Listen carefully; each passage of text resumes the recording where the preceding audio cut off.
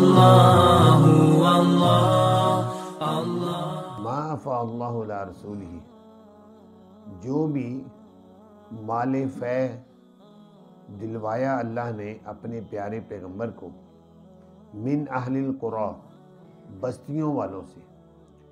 مال فے کل بتایا تھا کہ مسلمان مجاہدین کسی دشمن پر حملہ کرنے کے لیے جائیں لیکن لڑائی کی نوبت نہ آئے،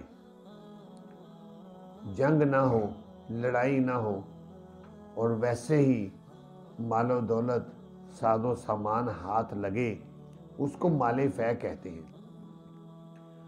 تو چونکہ یہ مال غنیمت نہیں ہوتا، مال غنیمت تو مجاہدین پر تقسیم ہوتا ہے، یہ مال فے ہے، لہٰذا یہ مال فے جو بغیر کسی لڑائی کے حاصل ہوا، اللہ تعالیٰ نے دلوایا اپنے پیارے پیغمبر کو مختلف بستیوں سے، تو فرمایا فَلِلَّهِ، ان کے مصارف میں سے پہلا مصرف ہے کہ یہ اللہ کے لیے۔ اللہ کو تو مال کی ضرورت نہیں ہے، لیکن اللہ کا نام صرف بطور تبرک کے ہے کہ یہ مال اللہ کے لیے ہے۔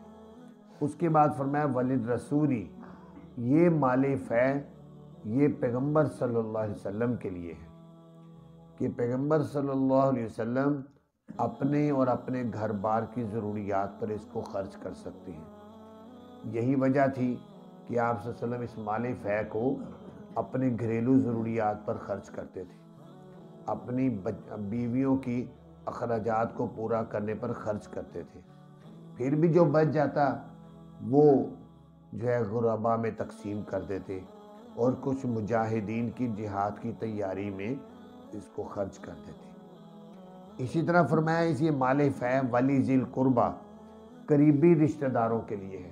قریبی رشتہ داروں سے مراد آپ صلی اللہ علیہ وسلم کے قریبی رشتہ دار ہیں، ان کو بھی اس مال فے سے ملے گا۔ آپ صلی اللہ علیہ وسلم کے قریبی رشتہ دار کون سے ہیں؟ حضرت عباس کی اولاد جن کو آل عباس کہا جاتا ہے، حضرت علی کی اولاد آل علی، حضرت جعفر کی اولاد آل جعفر، حضرت عقیل کی اولاد آل عقیل، حضرت حارث بن عبد المطلب کی اولاد آل حارث کہا جاتا ہے۔ یہ سب آپ صلی اللہ علیہ وسلم کے قریبی رشتہ دار ہیں جن کو آل محمد بھی کہا جاتا ہے۔ اسی طرح نبی پاک صلی اللہ علیہ وسلم کی ازواج مطہرات وہ بھی آل محمد میں شامل ہیں۔ اس لیے اہل سنت والجماعت میں علماء کرام فرماتے ہیں کہ نبی پاک صلی اللہ علیہ وسلم کی ازواج مطہرات بھی آل محمد میں، آل رسول میں شامل ہیں۔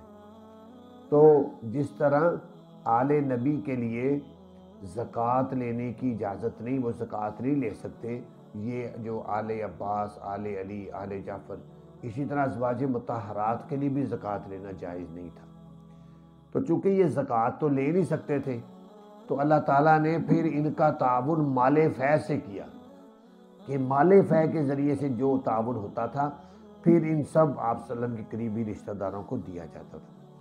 اسی طرح والیتامہ، یہ مال فے اس کا مصرف ایک یتیم لوگ بھی ہیں، وہ نابالغ بچے، چھوٹے بچے جن کا والد کا سایہ ان کے سر سے اٹھ جائے، ان کو بھی مال فے سے تعاون کیا جائے گا۔ والمساکین، اور مسکینوں کے لیے بھی ہے۔ مساکین مسکین کی جمع ہے، بعض علماء فرماتے ہیں مسکین اور فقیر دونوں سے مراد ایک ہی ہے، اور بعض علماء کہتے ہیں کہ فقیر وہ ہوتا ہے جس کے بعد کچھ بھی نہ ہو، اور مسکین وہ ہوتا ہے کہ جس کے پاس اپنی بنیادی ضرورتوں کو پورا کرنے کے لیے بھی اتنا مال بھی نہ ہو۔ اب بنیادی ضرورتیں کون سی ہیں؟ 3 بنیادی ضرورتیں ہوتی ہیں انسان کی۔ خوراک کے لیے بھی ساز و سامان نہیں ہے، جیسے اس کو زکوٰۃ بھی دے سکتے ہیں، مال فے سے بھی دیں گے۔ وابن سبیل، اور راستے کا بیٹا، اس کو کہتے ہیں مسافر کو، کہ مسافر کو بھی مال فے سے تعاون کیا جا سکتا ہے۔ مسافر وہ ہوتا ہے کہ کوئی آدمی گھر سے کہیں سفر پر نکلا، راستے میں کوئی حادثہ پیش آ گیا یا بالفرض چوری ہو گئی، اس کی چوری ہو گئی، اب پیسہ سارا وہ چور نے لے گئے، اب اس کے پاس نہیں ہے، تو ایسے شخص کو بھی مال فے سے دے سکتے ہیں۔ اسی طرح مسافر اس کو بھی کہا جاتا ہے جو حج کے سفر پر گیا ہے، اور حج کے سفر میں اس کو کوئی نقصان ہو گیا، چوری ہو گئی، اس کو بھی دے سکتے ہیں۔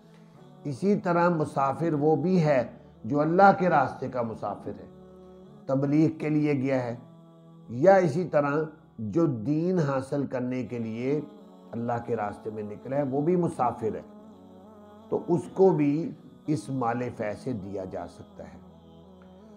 تو اللہ تعالیٰ نے یہ چند مصارف بیان کیے ہیں 6، 2 مصارف علیحدہ آگے آ رہے ہیں۔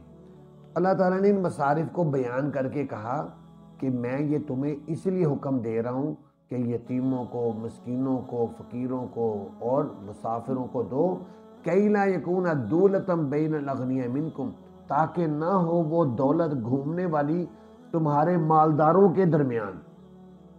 جب نبی پاک صلی اللہ علیہ وسلم کا زمانہ تھا، قرآن پاک اتر رہا تھا، اس سے پہلے زمانہ جاہلیت میں بھی اور اس وقت تک دستور یہ تھا کہ جو صاحب حیثیت لوگ تھے سارا مال خود ہی ہڑپ کر جاتے، چاہے وہ کاشتکار ہیں، چاہے وہ مالدار ہیں، سرمایہ دار ہیں، بس پیسہ سارا اپنے گھر، کسی فقیر مسکین محتاج کو کسی کو کچھ نہیں دیتے تھے۔ تو اللہ تعالیٰ نے اس رسم کو، اس طریقہ کار کو، معاشرے کی اس خرابی کو اپنے حکم سے توڑتے ہوئے کہا ایسا نہیں ہوگا کہ جو مالدار لوگ ہیں ساری دولت خود ہی سمیٹ لیں۔ فرمایا اس میں غریبوں، محتاجوں، یتیموں، مسکینوں سب کا حق ہے۔ تو فرمایا اس کی حکمت بیان خود کر رہے ہیں اللہ تعالیٰ، تاکہ نہ ہو وہ دولتم بین الاغنیاء منکم، گھومنے والی تمہارے مالداروں کے درمیان۔ آخر میں فرمایا وما آتاکم الرسول فخذوہ وما نہاکم عنہ فانتہوا، اور جو بھی دیں تمہیں پیغمبر صلی اللہ علیہ وسلم اس کو لے لو، اور جس چیز سے تمہیں منع کر دیں اس سے رک جاؤ۔ اب اگر اس کو اس تناظر میں ہم دیکھیں اس آیت کے اس حصے کو کہ پیچھے چونکہ مال کی تقسیم کی بات آ رہی ہے، مال فے ان کو دو، ان کو دو، ان کو دو، اگر اسی کے تناظر میں ہم اس لفظ کو دیکھیں تو اس کا مطلب یہ ہوگا کہ نبی پاک صلی اللہ علیہ وسلم جس شخص کو جتنی چیز دیں مال فے میں سے وہ لے لے، اور جس کو نہیں دیتے بس کوئی بات نہیں، اس کو اعتراض کرنے کی کوئی حق نہیں ہے۔ ایک مطلب تو اس کا یہ ہے کہ جتنا حصہ یا جو چیز جس کو دیں بس وہ خوشی سے لے لے، جس کو نہیں دی تو وہ اس کے ناراض ہونے کی ضرورت نہیں ہے یا اعتراض کی ضرورت نہیں ہے، بس جو پیغمبر نے کر دیا سب ٹھیک ہے۔ ایک اس کا عمومی مطلب ہے، اس آیت کا عمومی مطلب یہ ہے کہ پیغمبر صلی اللہ علیہ وسلم تمہیں جو دیں، یعنی جس بات کا حکم دیں اس کو کرو، اس کو اختیار کر لو، اور جس کام سے تمہیں منع کریں اس سے رک جاؤ۔ یہ مطلب دوسرا ہے، عمومی مطلب ہے۔ یہ بھی اس کا مطلب ہے کہ اللہ تعالیٰ فرما رہے ہیں کہ پیغمبر صلی اللہ علیہ وسلم تمہیں جس راستے پر چلا رہے ہیں، جو جو احکام تمہیں بتا رہے ہیں، جو جو طریقے تمہیں بتا رہے ہیں بس ان کو اختیار کرو، اور جن سے تمہیں منع کر رہے ہیں ان سے بچ جاؤ۔ کیوں؟ اسی لیے جو بدعات ہیں، بدعات نبی پاک صلی اللہ علیہ وسلم سے ہٹے ہوئے طریقے ہیں۔ آپ صلی اللہ علیہ وسلم کے جو طریقے ہیں وہ ہیں جو آپ صلی اللہ علیہ وسلم سے اور آپ کے صحابہ سے ثابت ہیں، اور بدعت وہ ہے، نبی پاک صلی اللہ علیہ وسلم نے فرمایا کہ بدعت کل بدعت ضلالۃ، ہر بدعت گمراہی ہوتی ہے، کہ جو نیا کام ہے کہ آپ صلی اللہ علیہ وسلم نے نہیں کیا، صحابہ کرام نے نہیں کیا، تو اس کو بھی کرنے لگ جائے تو وہ بدعت ہے۔ تو بدعت کی وجہ سے اس موقع کی سنت انسان سے چھوٹ جاتی ہے، چاہے وہ خوشی کا موقع ہو، غمی کا موقع ہو، بدعات سے بچنے کا حکم ہے۔ فرمایا واتقوا اللہ، اس بارے میں اللہ سے ڈرو کہ اللہ تعالیٰ کے پیغمبر کی جو بتائے ہوئے طریقے ان پر چلو، بدعات سے بچو، ان اللہ شدید العقاب، بے شک اللہ تعالیٰ سخت سزا دینے والے ہیں۔ آگے پھر 2 اہم مصارف مال فے کے جو ان کو علیحدہ بیان کیا گیا ہے، اگلی آیات میں انشاءاللہ اس کو پڑھیں گے۔ اللہ تعالیٰ سے دعا ہے اللہ تعالیٰ ہمیں قرآن پاک کو سمجھنے کی توفیق عطا فرمائے۔